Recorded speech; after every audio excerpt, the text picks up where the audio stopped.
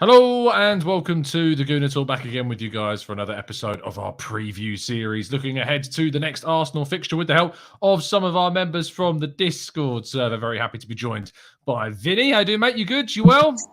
Yeah, I'm good. Well, I've got C19 at the moment, which is annoying, but it's the best I've felt in weeks because I've got no chemotherapy in me, so I feel a lot better. Lovely stuff, mate. Lovely stuff. I mean, you've been doing some tactics with Granit Xhaka, it looks like, in the background. Is that adding to the show? So I was like, who is it? And I realised, obviously, it's Granit Xhaka, and it makes a lot more sense. Yeah, he's lost a fair bit of weight, though, in that sketch that you've drawn, to be fair. But lovely stuff, and great to see you looking fantastic, mate. And hopefully, I'll see you soon this summer, is a plan that maybe we can get going with. Fingers crossed. Let's also bring in Rohit. How you doing? Well, you good? I mean, I'm loving the hat. I'll be very honest. I'm loving the hat. You're using my tactic of covering up a bad hair day, and I can only respect that because I do that pretty much every 8 a.m. show. So respect. How you doing, fella? I'm doing good. I'm doing great. Thanks for having me. And it's great to be sharing screen with you. Of course, Wayne, Xhaka up top, and also Vinny's Mush. Absolutely, the mush. Have you done the little ends? Have I spotted that? Is the camera giving me enough detail? It's the Mrs. new project. She started combing it and waxing it up. Yeah, I wear a hat on a bad hair day as well. Got to be done. Absolutely. I only just clocked that. It took me far too long to get that joke. Ridiculous. Making his debut on our TG2 preview series is David. How you doing, David? You good? Yeah, I'm doing all right. How's everybody doing? Yeah. Yeah, you're making our beer game look particularly poor. I'll be very honest about that. Okay. Where are you joining us from, David? Yeah, I'm actually from Bermuda right now.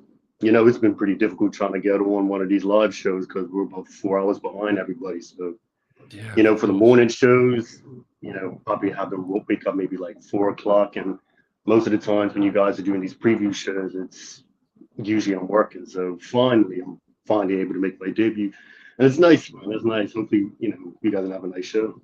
Yeah, absolutely. It's an absolute pleasure to have you on the show, David. And I mean, I've seen you pop up in the chat at a ridiculous o'clock in the morning sometimes for the early morning shows. I would say to a lot of our Western listeners, the only time that they're tuning in is when they're coming back very drunk from a night out. That's the only reason. That's the only explanation for coming on to a 4 a.m. show. And nothing good happens after 2 a.m. So I dread to think what's going on at 4 a.m. But welcome to everybody in the chat box. Hope you're doing good. Hope you're doing well and enjoying your Saturday. We had an interesting game, obviously, earlier in the day. Liverpool beating Brighton. We just watched as well Burnley lose another game to Brentford. They've really picked up their form. Thankfully, we've already played them twice, both of them twice, in fact. And then this afternoon, literally will kick off just after our preview show finishes, a very big game in the top 4. So we're not really going to discuss the top 4 today because, of course, the game this afternoon is a massive, massive impact on that. But what we will discuss is what we've come here to talk about, Vinny, and that is Arsenal's game tomorrow against Leicester. There's a little bit of a narrative whenever we play Leicester because of the Maddison-Ødegaard's argument. But Ødegaard, as you've coined the phrase, is certainly winning, I would say, this season. Despite Maddison scoring more and assisting more, I still think Ødegaard's been a better player this season. He makes us tick, Ødegaard. I remember in the summer on one of your transfer shows when everyone was shouting for Maddison. I was like, no, I want Ødegaard. I want him to stay. And then I was questioned about how much you'd spend for him. And I was like 50, 60 million. And everyone in the box was saying 30 million. Definitely wrong on Willock, though. So I'm not right on everything.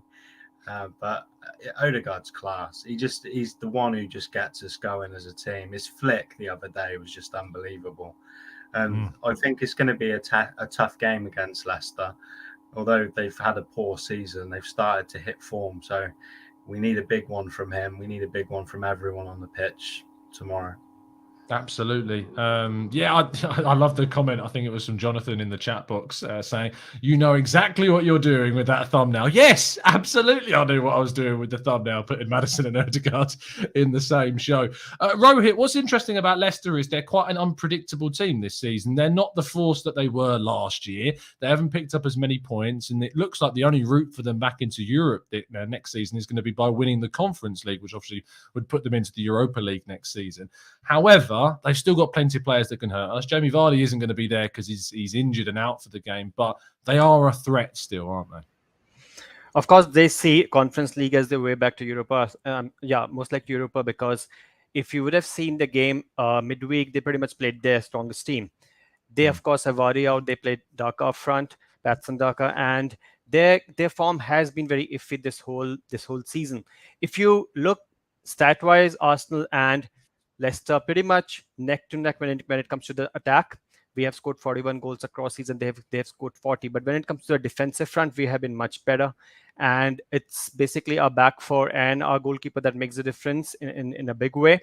But they have plenty of players that can hurt us. Even without Vardy, they have Kelechi, I think, who will be playing up front because Daka did play midweek. Then you have Barnes and Lookman or Brighton. Maybe Madison will turn up, and Dede, Dewsbury Hall maybe in midfield. So they have a team that is that on the day can be a trouble. They did beat Liverpool away, I think. So we don't really know which Leicester is going to turn up. Is it going to be that Leicester which got really easily rolled over by us, or it's going to be that Leicester that kind of ended up beating Burnley a couple of game weeks back, or the one that kind of did end up beating Liverpool at home at their home? Yeah, of course. They are such an unpredictable side to try and guess what one's going to turn up. But David, the difference between that and this game is, of course, we're now at home. Our record at home has been really, really strong this season. And Leicester's away record, I'm not sure is anything to write home about. And we did, as Rohit said, comfortably beat Leicester at the King Power Stadium earlier in the season. The emphasis and the pressure will be on Arsenal to get all 3 points in this game, especially considering who we've then got to face on Wednesday. And winning this game would probably take the pressure off that Liverpool game quite considerably. Do you look at this and obviously all the other games for the rest of the season as absolute must-wins besides maybe Chelsea and Liverpool on Wednesday? Pretty much. I mean, when you look at it, maybe we can probably maybe mess up maybe 1 or 2 games, but other than that, it's really just must win from here. We can't really be in this position that the rest of the teams have afforded us and pretty much do exactly what they did for us. It's at this point in time, we just need to beat the teams that we are supposed to beat. We've been doing that all season. So when you look at it, Leicester really should be 3 points. They haven't really had a great time this season. Maybe in the last 3 or 4 games in all competitions, they've started to pick up the wins. But, if you're looking at their form against our form coming into this game today, I would all day, put us up to probably put maybe 2 or 3 goals past them. It probably is going to be a very difficult game, but at the end of the day, I back Arsenal 100%. Absolutely, mate. Yeah, I think that we're in a position where every game at home, even against Liverpool on Wednesday, we need to have an element of confidence about our game. We have no reason to fear teams, I feel, anymore, and we've built that confidence ourselves. Speaking of defensive issues, as Rohit brought up regarding Leicester, Vinny, our defence was a little bit shaky against Watford. We have to be honest. Ben White, Ramsdale had a little bit of a couple of moments. Tierney's not really been in his best form. I thought that Gabriel was okay, but I know a lot of people were quite critical of his performance still against Watford. Are you concerned that Maddison and Iheanacho and co are going to find the little gaps in the armour again on Sunday? I'm always worried when Cedric's playing at fullback. although he's good going forward, and I like his crossing, I always worry about him on the counter with his positioning, and he's terrible in the air as well. And for me, it's always a worry when we've got him at fullback. But then I'd rather him play than us play holding and push White out to the right, because when they play together, we just can't pass it out of defence. But yeah, it is a bit of a worry with Cedric in there. If Tomiyasu's fit, obviously we need him to play, but we just need to go out there and play our game. Hopefully they're tired as well from midweek, playing on a Thursday. That's going to hurt them. But yeah, I am a little bit worried at the back, but I think as a unit we play really well at the moment. We should take them apart. Yeah, right. It's interesting you talking about Vinny with the rotation maybe for Leicester and they're having that Europa Conference League in the back of their minds and recovering from that game. Because Rohit, we now face 3 fixtures in the space of 7 days. And not only that, it's actually within a time frame that's less than a week, because it's the late kickoff on Sunday, a game on Wednesday, and then the early kickoff on Saturday. How the scheduling has done that to us, I'll never know. Well, I think we already know the answer. But regarding how we need to face and kind of approach these 3 games, do you think, Rohit, that the Leicester and the Villa games are where we go with our strongest team, and we've got maybe scope to change a few players against Liverpool, knowing that's a fixture where the expectation isn't necessarily as high, and those games against Leicester and Villa are absolute must-wins? Or is it in your mind that we need to go full strength in every single one of those games? First thing, isn't Liverpool game on Thursday? Is it Thursday? I thought it was Wednesday. I'm going to it, so I hope I've got the day right. I really hope I do. I will check again. It is on Wednesday. Yeah, 8:15 on Wednesday. Is it because it's Thursday your time? Or Right. I think it's 1:30 a.m. for us. So That'll be why. It's going to be Thursday for me. Yeah. So when it comes to rotation, painful, that is 1:30 a.m. All the midweek games are actually pretty painful for us there. So coming to your original point, when it comes to rotation, I don't think why we should rotate, because after 19th March, we do, which is a game against Villa, we again have a international break. We only play again on 5th of April. I think it's again Crystal Palace. And the amount of games that we have been playing, considering that Leicester did play midweek, I hope we do roll them over tomorrow. And considering that 3 games in 6.5 days is going to be tough, but we should be having enough in our tanks to kind of, just see it out. And the most important thing is, who do we rotate players with? There's no way we can rotate anybody in the midfield. Our defense, pretty much, we cannot make any tweaks there as well. We have a couple of star boys on the front. So where exactly do we kind of make tweaks at?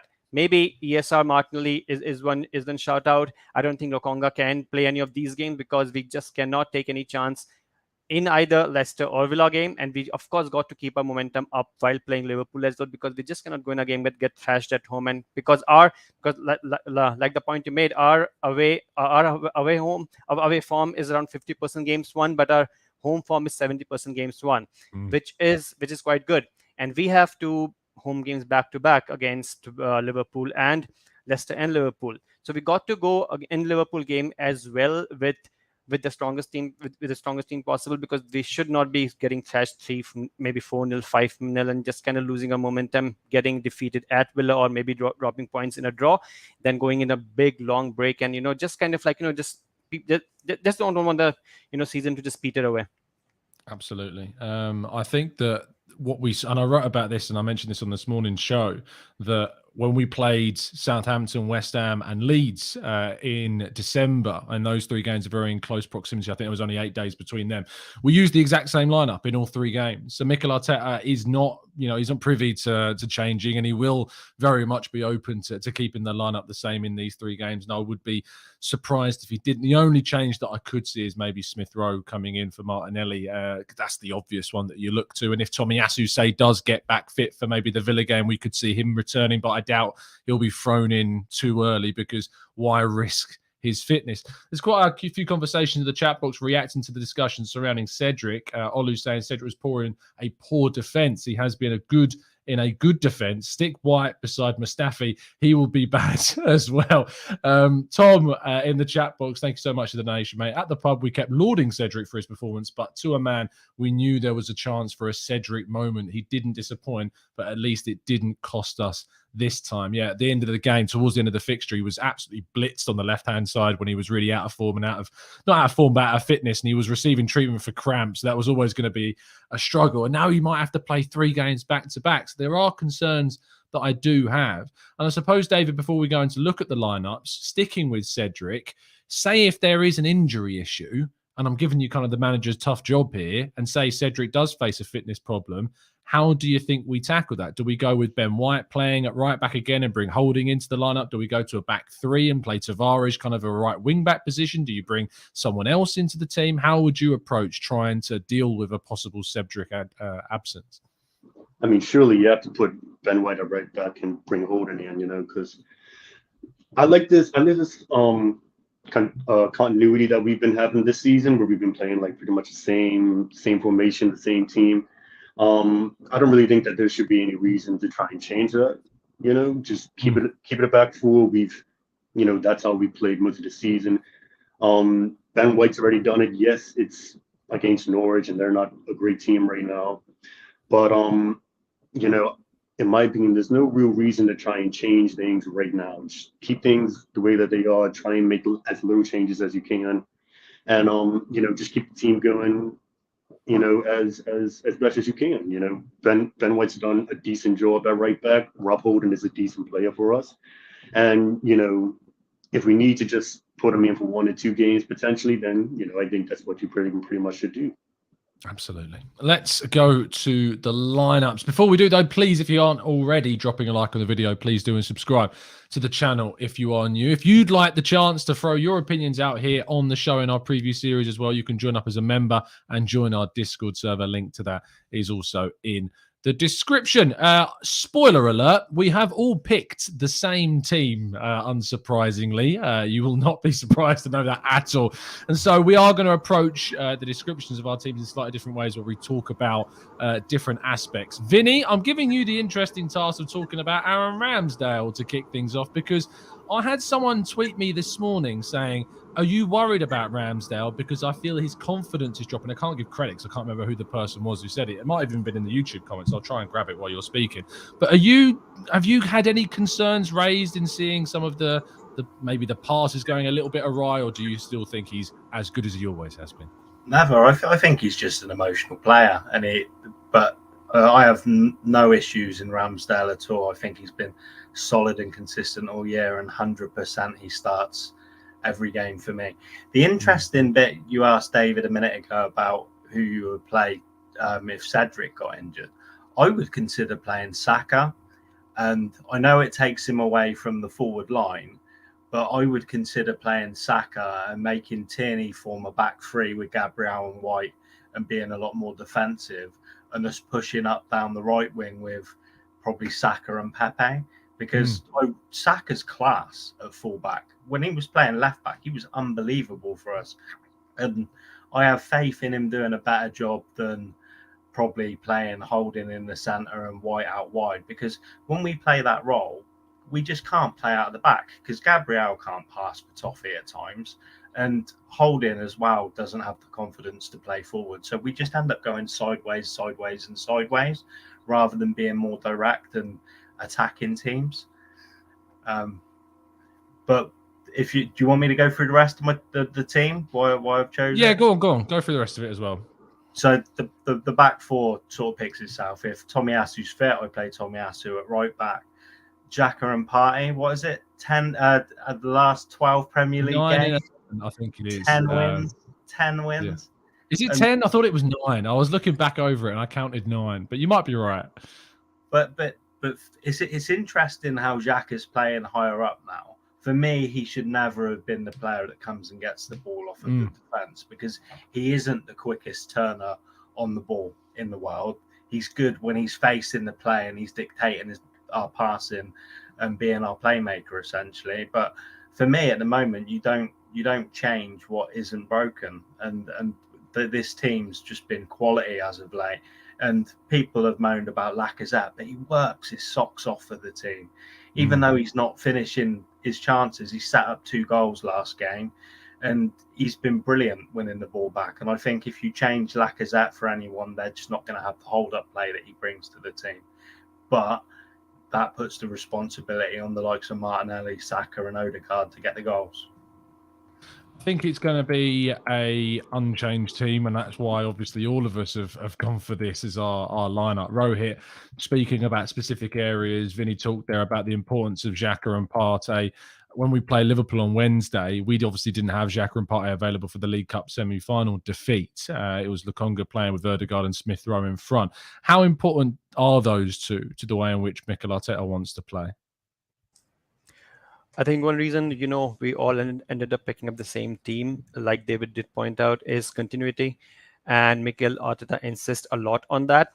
When it comes to our midfield, especially Partey, and like Vinny just said, Xhaka looks up much better up front, rather when he's trying to, chase somebody down with maybe, just looking for, best moment to make that scissor tackle.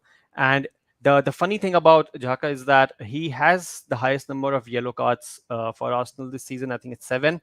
But his only red card in PL is 1, in Premier League is 1. I think the other one came in the club competition, if I remember correctly. So when it comes to his defensive performance, we all are going to have doubts about him, no matter what kind of performance it turns up. But when he is playing alongside Odegaard up front, touching the opposition's penalty box, he looks much better. And we can rely more on Pare to do the cleanup act behind him. And especially with White and Gabriel, we also have them playing pretty much as a deep lying midfield sometimes. So one of them always kind of have that, position sense, where they can actually cut out some long balls if required. So this particular midfield is I don't think needs to be touched at all right now. And if I have to just go through my team real quick, everybody does pick themselves up automatically. Ramsdale 11 clean sheets, only behind Edison and Alisson, so he's going to be there. Of course, like Vince said, we would have picked Tommy if he was available, but no point rushing him back and maybe leading him to him breaking down again. White, Gabriel, like I said, they are actually a deep lying midfield when we actually have the ball. And no wonder they actually have the highest number of passes, in our team, with Gabriel at I think 1,238 and White at 1,218. And this kind of talks about how we like playing from back. So Gabriel and kind of White actually does what Mikel wants from them. Tierney has not looked great overall this season. He is in no way in contention for best player of the season, but he has highest success rate in tackles when it comes to our back four. So of course he goes there again in there. Xhaka P, like I already did mention them. Saka, a star boy, 8 goals, 5 assists. What we can, what more is there to talk about him? The best thing about Saka is that I would never really. I could talk loads more about him, man. Yeah. Just going back to Vin's point again, I don't think I'll ever play Saka at the back because he currently is top 10 in number of shots in Premier League, and he actually has 59 shots, which is highest in our team. And he also has the highest amount of shot accuracy, and highest number of shots right behind Saka is Partey. And we all know how that goes. So there's no way I'm going to pushing Saka back. I'll probably, if ever required, I'll probably shift White. Probably shift White or Tavares on that side. Martinelli again picks himself 5 goals, 3 assists.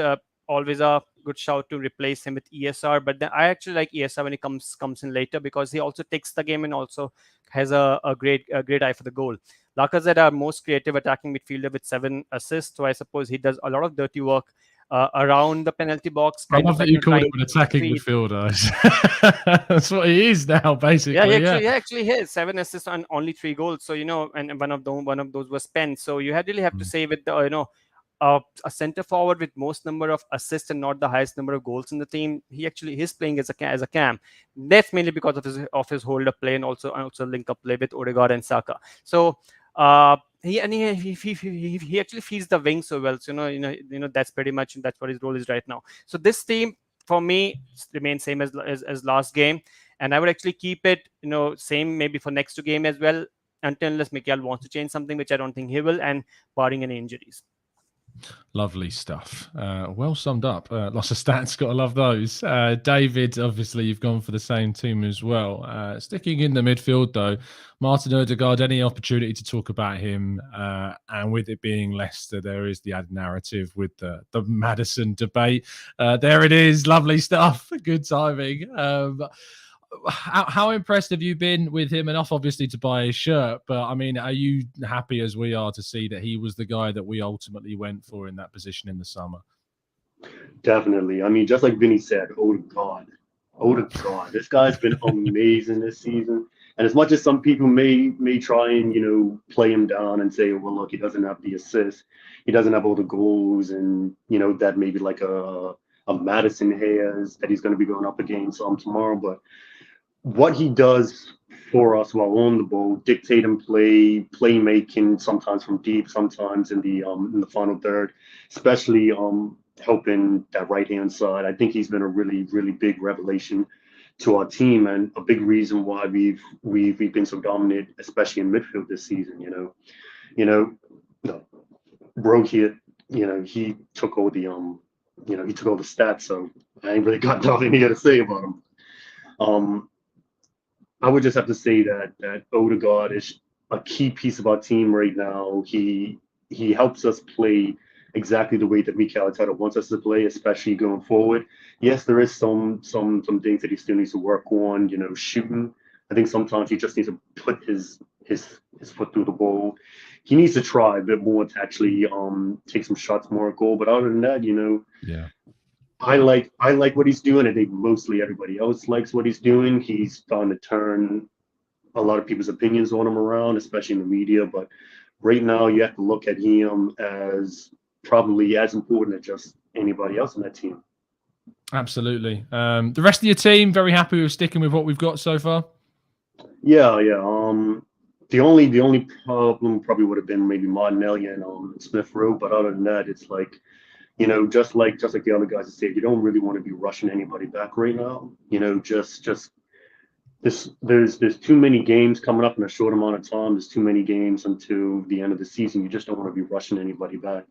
And we've learned that with Tomiyasu early in the season. So, look, Smith Rowe will get his chance. I'm pretty sure that he'll you know, find his way into the game tomorrow. But other than that, you know, team pretty much picks itself. Absolutely. To round off the show before the 5:30 game kicks off, which I know a lot of people are going to be very keen to be tuning in for because it is a huge match in regards to the outcome of top four. We're going to go to predictions. So chat box, if you have got your score predictions ready, let's start throwing them into the chat box. We're going to kick off in reverse order as per. David, give us your scoreline and scorers, please. It's a sticky one still, isn't it? Look, I do think that it's probably going to be a really tough game, probably tougher than a lot of people probably want to admit. But I still go an Arsenal win. I still think we're going to get the job done. I would go a cheeky 2-1, and I would probably go for Lacazette penalty because I don't think that Leicester's back line is all that great, you know. And he's I think tied with the most penalties won in the Premier League this season. So I expect him to hopefully win us a penalty and then end up scoring the penalty. And other than that, you know, look, let's go Partey, 30-yard screamer outside the box. Love that. Rohit, scorers and scoreline, please, mate. Considering that we have already defeated them thrice in last 4 games, and we did defeat them away already this year and this season, and they actually did kind of do a 1-0 on us last year at our home with the Vardy last goal.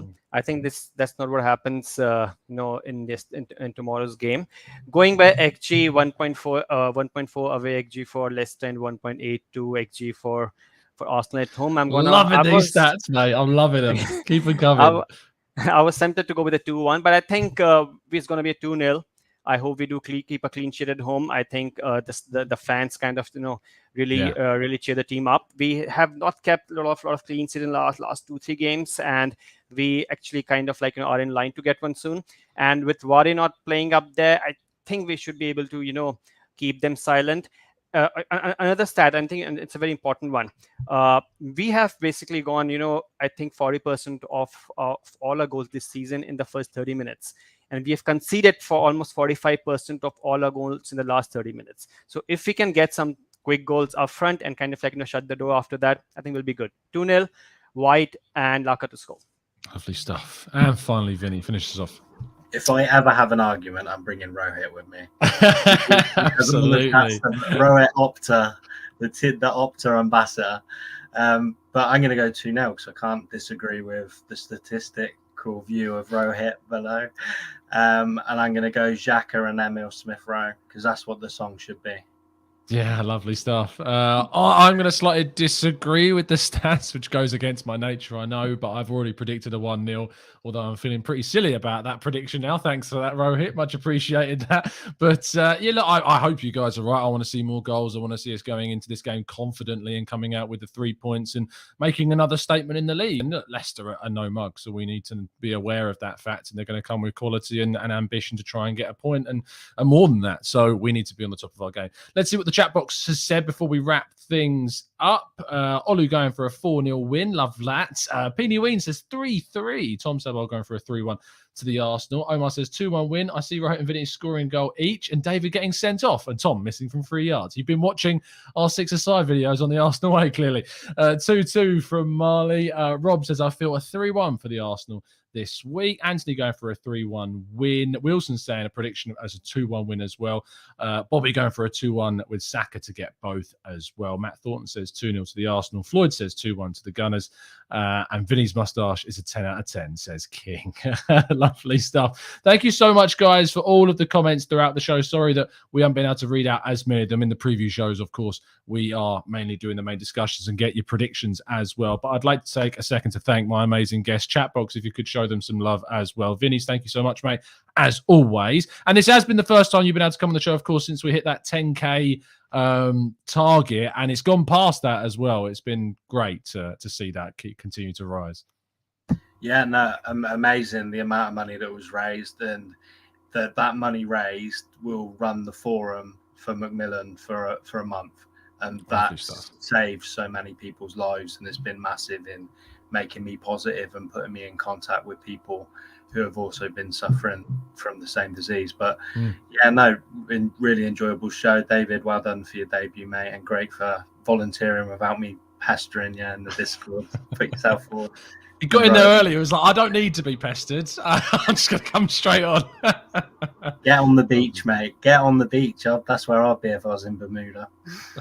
Lovely stuff. Thank you, Vinny, as always. Rohit, absolute pleasure to have you on. I hope your hair is looking better next time so you can unveil it. But we've appreciated the stylish hat in any way. Thanks, mate. And big cheers to Win and to the Macmillan Foundation. I'm going to drop in one more stat before you kind of like wrap me up.